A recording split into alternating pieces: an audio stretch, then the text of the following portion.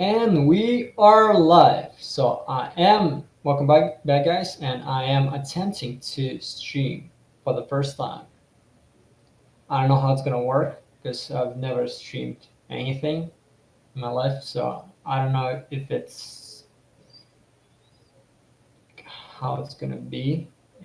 Sorry for lack of announcement, but I didn't want to announce something that I wasn't sure whether it's gonna even work. So, this is just a test. So I don't know if it's gonna work or not. Probably towards the August regions. That's when I have a lot more time to test it out with different accounts and see if it actually works. So, but uh, we are going to briefly go over the. It's going to be August 2014 Global History and Geography regions. So, just like this one. So, let's see if you guys get it open. I have no idea if this thing is recording me or not. Hopefully it does. Hopefully it is recording me. Sorry for lack of announcement. I'm just testing it and seeing if it works. And so let's see. We are going to start with question number 24 in August 2014 regions. So question 24. Is it 24? No, actually, sorry about that. Question, I haven't seen this in a while. Question 19, sorry, question 19. We're gonna start with question 19 because I think that's 10th grade material and the regions is just gonna be on 10th grade stuff. So, question 19, let's open it up. Just a reminder, it's August 2014 regions.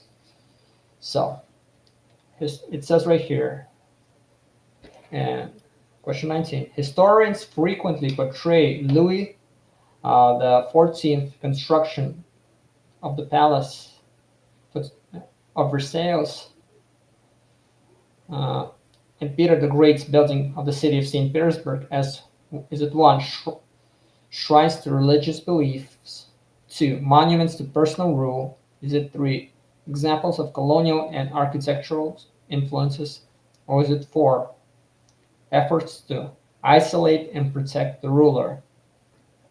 Well, one thing you know about Louis the XIV and you should know about Louis the XIV and Peter the Great is that they want to build really they want to modernize the cities. They want to build something that would portray their dominance. And before we look at the choices, so let's take a look at these choices. Is it one, shrines to religious beliefs? Is it two, monuments to personal rule? Is it three, examples of colonial and architectural influences? Or is it four, efforts to protect the ruler? Now, I haven't, I'll be honest with you, I haven't seen the answers for this regions yet. I might have seen it several years ago, but I'm not sure if I remember it. So, so I'm gonna do it with you right here, question 19. So let's see how many I can get right. It's not going to, once in a while I get a question wrong as well, but let's see. For this one, for question 19, I think the answer is two. Monuments to personal rule because they want to portray their power. So question 19, the answer is two. Question 20.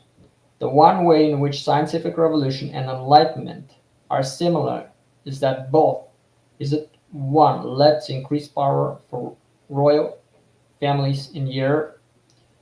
Is it two, sought to achieve Christian beliefs and science? Is it three, question traditional values and past practices? Or is it four, promoted nationalistic revolutions in Eastern Europe? Now, I don't know if scientific revolution will be on the regions, but I think enlightenment should be there. From what I heard, scientific revolution might be there as well, but I'm not 100% sure what's going to be on it because it's the first time the transition, this new global regions is given.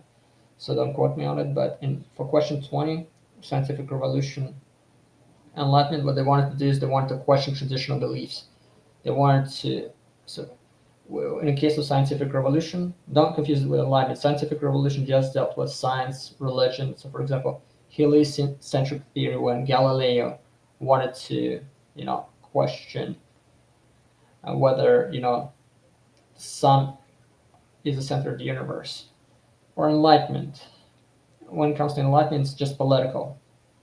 You have to know Montesquieu, three branches. You have to know John Locke, Rousseau. You have to know these guys. But in this case, they wanted to. I think it's three. For 20, the answer is three. Once again, we're on August 2014 regions. Question number 20, the answer is three. Question traditional values and past practices. I'm going to write it down and we're going to check it out.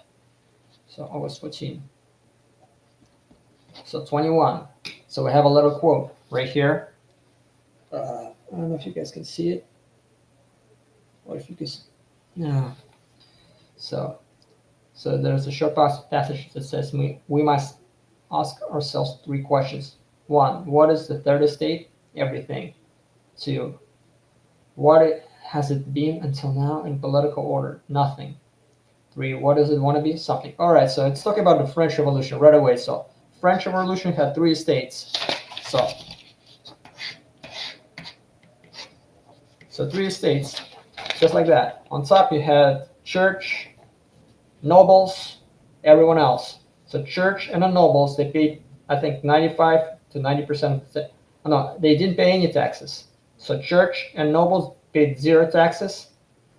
The bottom was everyone else, the poor people, the middle class. They paid 100% of the taxes, and they composed 95% of the population. So the bottom part paid the taxes. So they didn't like paying all the taxes, while the church and the nobles got wealthy. They didn't have to pay anything. So that was unfair. So they talk about the French Revolution. Third estate, what did it want based on this? Question 21, August 14 regions. So they wanted independence from France. No, of course that's wrong. You can cross it out right away. They're living in France. They want independence. To more influence the political system. Yes, but no, actually yes. 2 is the right answer. More influence in political system. But let's check out other choices. Removal of the monarchy.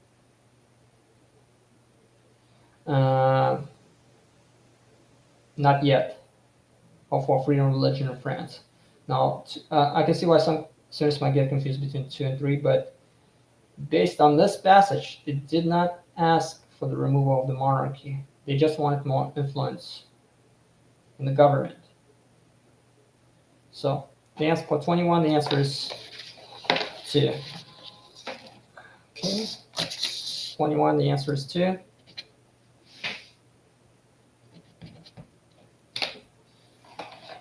So 22, it says Adam Smith's Wealth of Nations stressed the importance of what? So Adam Smith, capitalism. Adam Smith, you have to know. Adam Smith, capitalism. What is capitalism? That's when you think about capitalism, you have to know about supply and demand. You also have to know about free trade, free market. You can open your own business. Don't confuse it with democracy. It's capitalism, Wealth of Nations. That's his book. And that's supply and demand right away. 2 is the right answer. That's the basis of capitalism. You have to know his name for the regions. I can almost guarantee that it will show up. Adam Smith, Wealth of Nations, capitalism. Now, when you talk about communism, I know it's not one of the questions right here, but communism, the founder of communism is Karl Marx. And unlike in capitalism, they have a command economy. There's no free market. And in a command economy, government controls everything. So communism, command economy. Government controls everything. Communism can get a little confusing because communism can be both political and economic system. And economic system, well, capitalism should be separated from democracy. But in this case, question 22, the answer is 2. All right, question 23. Let's write it down. So question 23, it says, which social change occurred during the Industrial Revolution? Now, Industrial Revolution is almost guaranteed to show up on your regions.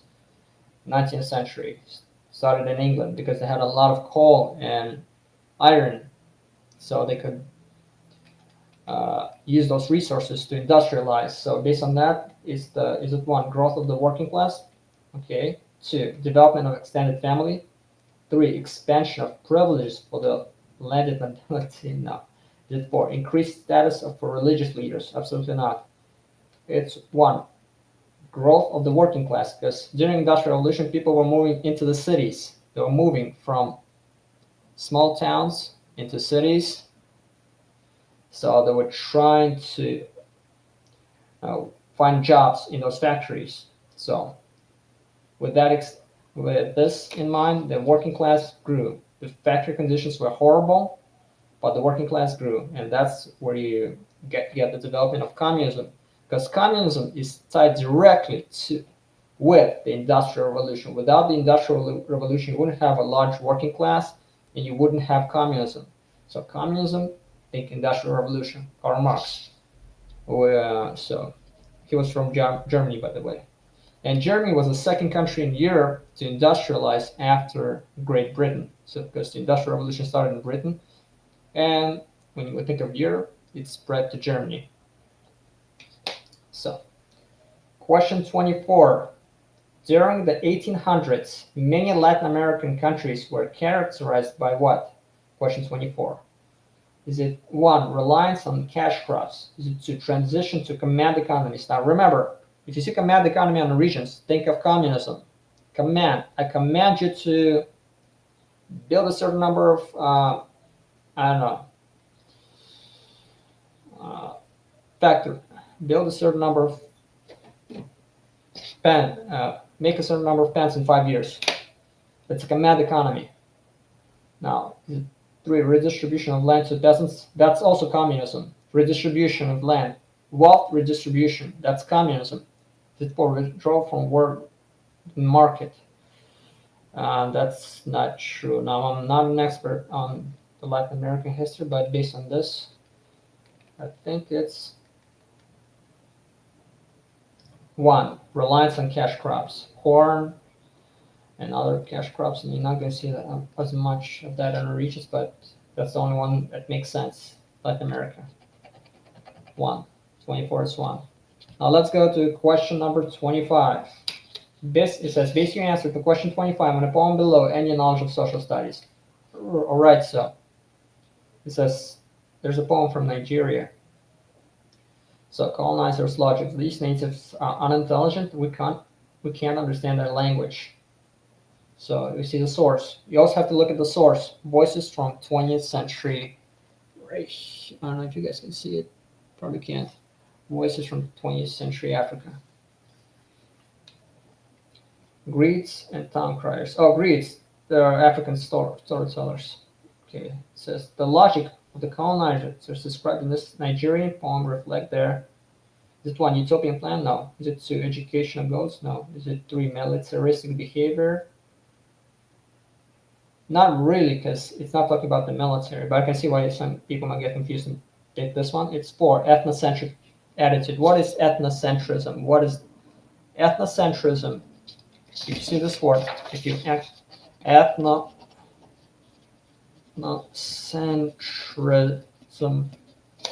this word right here, ethnocentrism. So it basically means if you think your culture is superior to everybody else's culture, sort of like a nice way of, not a nice way, you sort of relate to racism in some ways. Nice way to see or racism, but ethnocentrism. So 26. Which description of trade patterns best represents a relationship between Africa and Europe during the 19th century? Is it one, trans-Saharan trade caravans led by Europeans were most profitable? Is it two, South Africa was of no interest to European traders? Is it three, raw materials were shipped from Africa to European industries? Or is it four, rivers were are the key highways connecting Europe, Europe to Africa. All right, so right away we can say that it's 326. It's 3. Why? Well, anytime you have imperialism, you probably, guys, you know what imperialism is. What is imperialism? Imperialism is when a weaker country, when a stronger country takes over a weaker one. That's imperialism. They're trying to build an empire. Imperialism. So they want raw materials, so that's imperialism. Raw materials were shipped from Africa to European countries. Imperialism. So they wanted their raw materials. That's what Europeans want. So actually, in 1884, 85, right here, they had something known as Berlin Conference. So Berlin Conference. What happened during that event in Berlin, Germany, is they had a map of Africa, and that's where they divided Africa into different pieces. Basically, each European country took a piece of Africa. So for example, Belgium took Congo, and other European countries took a part of Africa that they wanted. I think the only country in Africa that remained free was, I could be wrong on this. I think it's Ethiopia. Maybe Ethiopia. Could be wrong on this, but yeah, I think that was the only one that remained free. But let's go to question 27. So you have this, you should be seeing this. Question 27, August 2014 regions. A political cartoon. You see a little train right here. It says Western imperialism. It says this cartoon suggests that political power is often acquired through, is it 1, inheritance of land, 2, market demands, 3, religious conversion, or 4, use of technology. So I see, of course it's the use of technology. Western imperialism, West was able to dominate because they had technology, they had guns, they had machinery, and that's why they were able to build an empire. Technology. 27, the answer is 4. 28.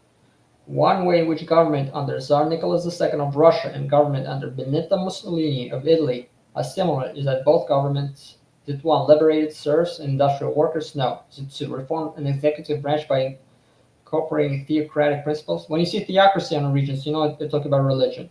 Is it 3, establish policies of censorship and repression? Yes.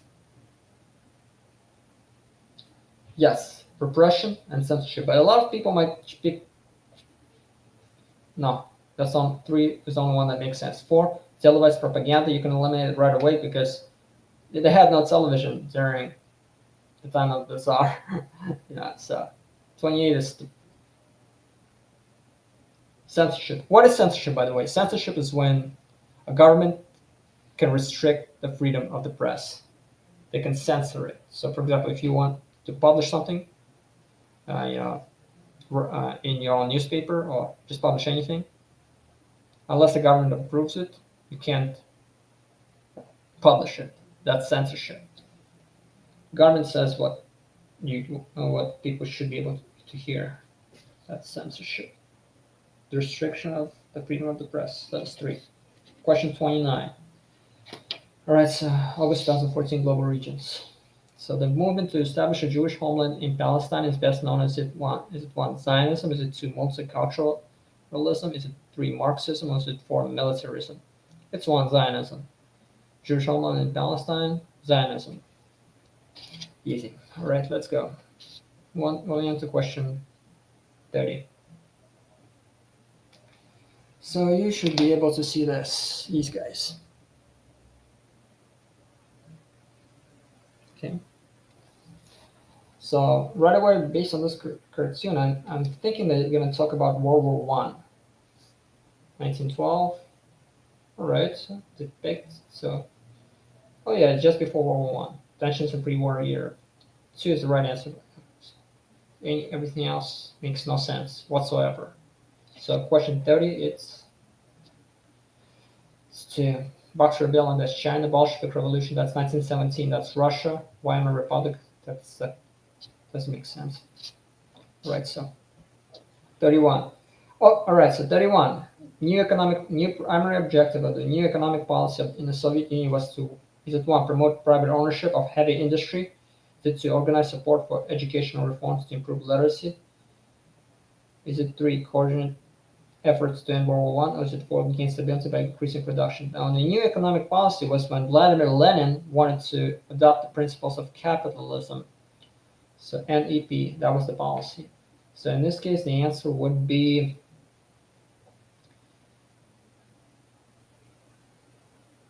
it's going to be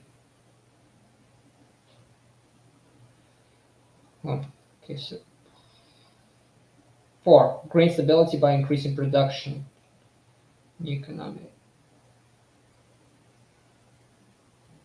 So they want to, I think, in new economic, they want to uh, create, incorporate elements of capitalism. Now, I could be wrong on this one because it's late. My brain doesn't function 100%, and I haven't seen this question in a while. I could be wrong. Don't quote me on this. We're going to check it. But right now, the only one that makes sense is four. I don't think it's one. Heavy industry was owned by the state in the Soviet Union. Everything was owned by the government. Two and three makes no sense. So don't based on that the question. The answer is four. 31 is four. All right, 32. Ho Chi Minh and Jomo Kenyatta were leaders of movements that were attempting to achieve. Is it one, nuclear disarmament? To, to self-determination? That's correct answer. They want to achieve independence for their people. It's not pan-Africanism, and it's not collective security. It's to self-determination. 32 is 2. 33, you have a little quote. So, whether we might wish or hope, whatever course of action we might decide, whatever be views held as to legality or humanity of military wisdom and expediency of such operation, there is not the slightest doubt that in the next war both sides will send their aircraft out without scruple, hesitation to bomb these objects which they consider the most suitable. 1928. The passage implies the author is grateful for the availability of new weapons, aware that new weapons have broadened the theater of war. 3, concerned there will be no future wars, anxious about legality. It's 2, aware of newer weapons. Now, one thing you got to know about World War One is that during World War One, while they had aircraft, it was not used for bombing. It was mainly used for surveillance. It was used to, spy on enemy armies for the most part. For the most part. Now, now they started bombing a lot during World War Two. For example, Germans used the strategy of blitzkrieg, where what it meant was they bombed, basically, they bombed the land that they wanted to conquer to shreds. They left very little behind, and the blitzkrieg happened quickly. In the blitz, that's why it's called blitz. Krieg is, I think it's translated as war in German. So 33 is 2. 34. So based on answer to question 34 and answer below in the knowledge of social science, we have already said that there are only 3 ways left to Japan to escape from pressure of surplus population, where a great crowd of people packed into a small and narrow room, and there are only 3 doors through which we might escape, namely immigration, advance into world markets, and expansion of territory. The first door, immigration, had been barred to us by anti-Japanese policies of other countries. The second door, advance in the world markets, being pushed shut by tariff barriers and abrogation of commercial treaties. What should Japan do when 2 of the 3 doors have been closed against her? It's quite natural that Japan should rush upon the last remaining door. So they talk about colonialism as of 1939. That's because Japan was allied with Nazi Germany to colonize specifically China and Manchuria. So right away I know that the answer has to do with one of these. And it excerpt is presenting an argument that Japan should follow. The author in this excerpt is presenting an argument that Japan should follow the policies. Is it self-restraint? No. Is it isolation? No. Is it urbanization? No. It's imperial. Oh, I was close. Imperial economic imperialism, which is close to colonialism. 34 is 4. All right. So once again, guys, we are on August 2014.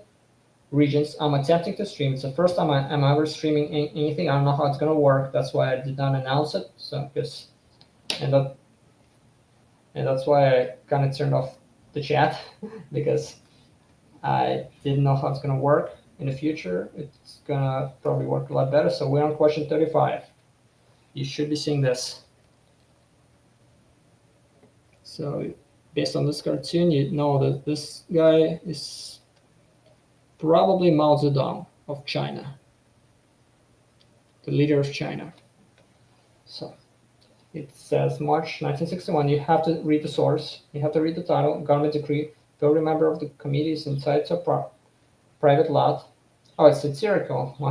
They're trying to be funny, and they have a lot of graves.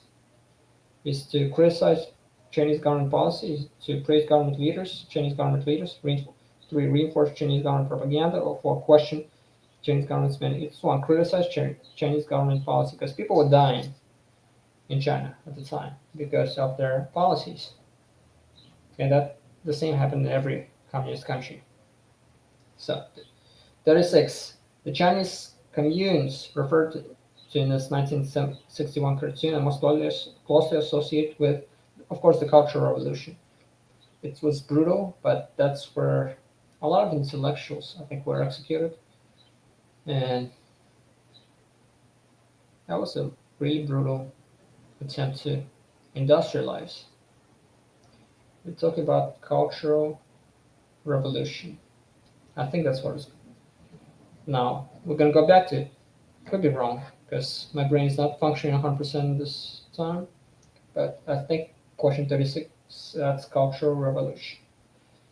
37, which was the primary reason the United Nations called for a convention on the prevention and punishment of genocide in 1948. Genocide is not Bosnian massacres. I mean, 37 it's not Bosnian. So Bosnian, that's 1990s, that's Yugoslavia. It's not Cambodia. 48. Hutu Tutsi, that's 1990s, that's Rwanda, that's in Africa. And that's 3, that's the Holocaust. 37, the answer is Holocaust. So Nazis killed a lot of people during World War II. That's Holocaust. Was, happened. Yeah. Question 38. In post-World War II period, which issues most closely associated with the boundaries created for newly independent African countries? Of course, it's ethnic tensions. It's not expansion of urban centers, it's ethnic tensions. Because Europeans basically created countries where they were not supposed to have been, they were not supposed to exist. And that's these Europeans who created these African countries basically drew the line where they're supposed to be. They created ethnic tensions because people which previously did not communicate with each other now have to live in the same country. So it's ethnic tensions, specifically between Tutsis and Hutus, 1990s. So if guys want to learn more about Rwanda, I would recommend you watch the movie called Hotel Rwanda. I don't know if you guys have seen it. It's a really good movie. It talks a lot about what happened in the 90s in the country of Rwanda. Now, South Africa, what do you have to know about South Africa? Apartheid. Look at this. Apartheid is basically, what is apartheid? Well, when you guys study U.S. history, you're going to learn about segregation that we had in the United States between, whites and blacks. Same thing happened in South Africa. And which policy is represented in this photograph? Question 39, of course that's apartheid. Question answer number 2, that's the only one that makes sense. Based on color of their skin, apartheid. Question 40. Geopolitics play an important role in the Middle East today because of its what? Before we look at the answers, right away I know the Middle East, it has a lot of oil. It has a lot of oil, natural resources. Is it one, also a favorable climate for cash crops? No. To navigate rivers and diamond mines? No. Is it effective natural barriers at high altitude? No. Is it poor strategic location and oil resources? Absolutely yes. Strategic location between Europe and Asia, and oil reserves. All right, question 41. We on August 2014 regions. Uh, what is this? Get it? Okay. 41. So 41, we have these bullet points. So it says over farming and overgrazing on marginal lands. To second bullet point, extended drought in Sahel region. Three, wind erosion of topsoil. These situations have all contributed to what one population growth in Southwest Asia, due to deforestation in South America, is three desertification in Sub-Saharan Africa, is four increased reliance on fossil fuels in Asia. Oh, they talk about how land is getting destroyed in Sahel. That's Africa. Africa. When you see Sahel, I don't know if I'm pronouncing it right. Sahel, question 41. But yeah, it's Sub-Saharan Africa. It's desertification. That's 3. 41 is 3. 42. Okay.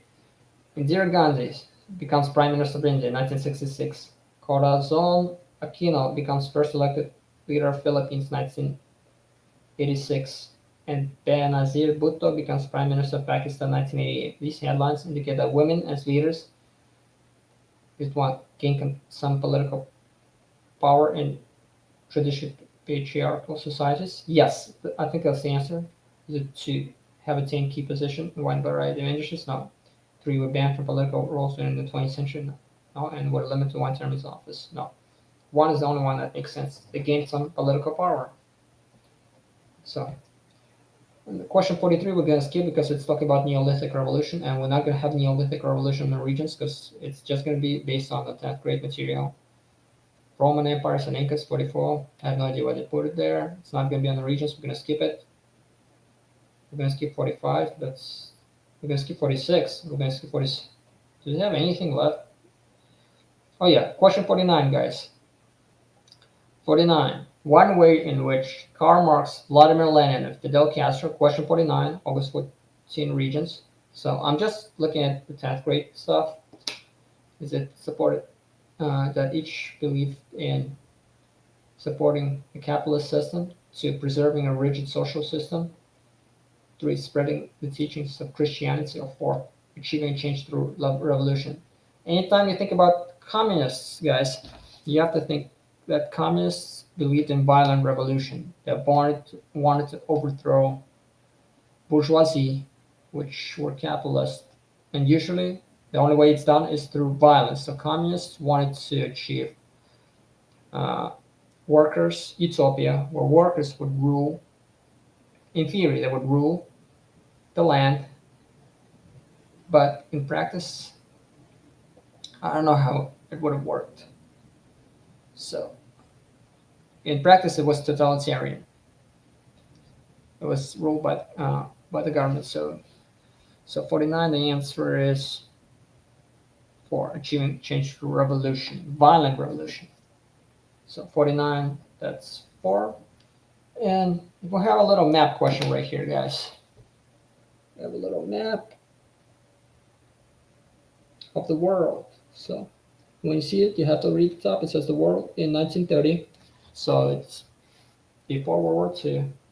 The dark gray representing this map.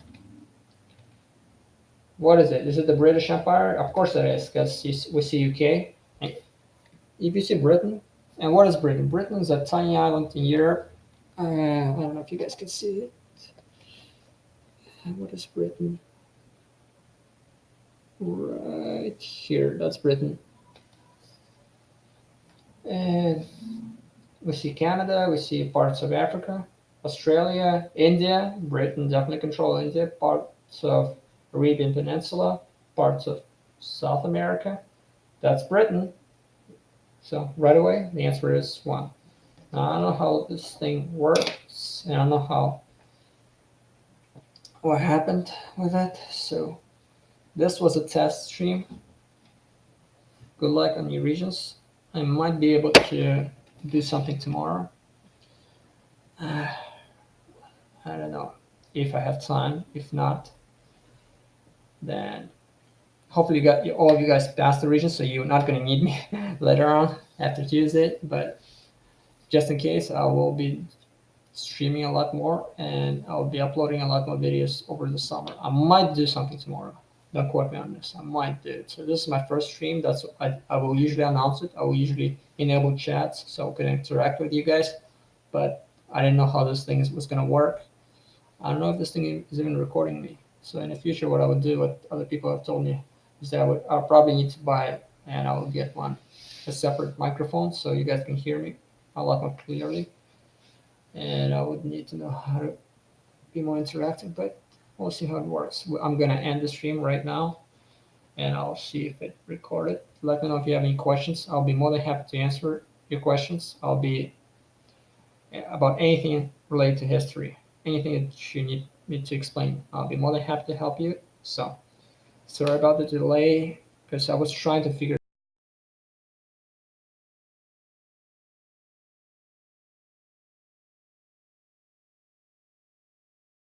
Okay,